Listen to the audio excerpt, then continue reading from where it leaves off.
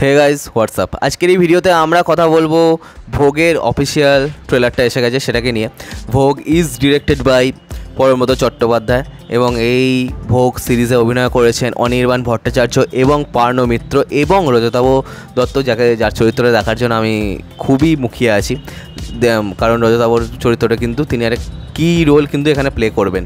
এবং অন্যদিকে ভোগ ইজ রিটেন বাই অভিক সরকার। অভিক সরকারের খুবই পপুলার একটা গল্প, খুবই পপুলার একটা উপন্যাস বলা যেতে পারে, সুপার ন্যাচারাল গল্প। এবং অন্যদিকে এই যে গল্পটা এটা অলরেডি অডিও স্টোরি হিসেবে সানডে সাসপেন্সে আছে, তো সেখানে কিন্তু এটা একটা কাল্ট স্ট্যাটাস কিন্তু অলরেডি পেয়ে গেছে।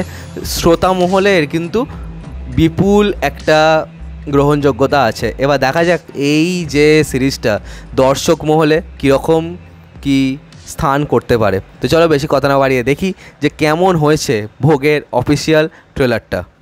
1 2 3 স্টার্ট। তোর মা কত আশা করে আমাকে বলেছিল যে আমার ছেলেটাকে দেখে রাখিস পুষ্প। দাম কত? তুলে যা মূর্তিটা। আরে পয়সা পরে দেখা যাবে। নিলাম।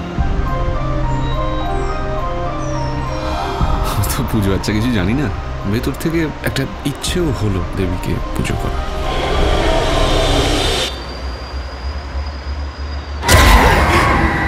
আমার খুব খিদে পেয়েছে অতীন। আমার এই মহা ক্ষুধা কে মেটাবে অতীন? নাম কি তোমার? ডামরি।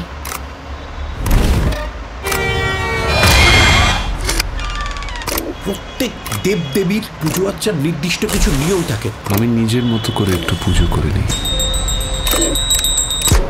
ও তো বড্ড পড়তে যাচ্ছে দাদা, মূর্তিটাই যত নষ্টের গোড়া। তাই দা বাবু, ভোগ দেবেন আমাকে? মা আমার স্বপ্নে আসেন পুরোহিত মশাই। মা আমাকে ভালোবাসেন। মা আমার মাথা নিজের কোলে রেখে হাত বুলিয়ে দেন।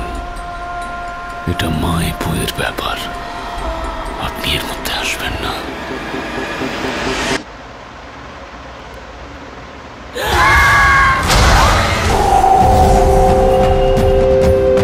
ও আসার পর থেকে সব বদলে গেছে।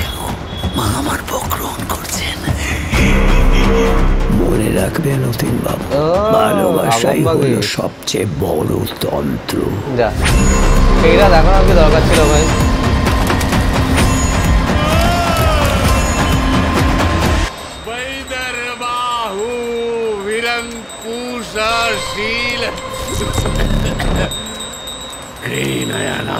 বাবা অতীন, বাবা অতীন।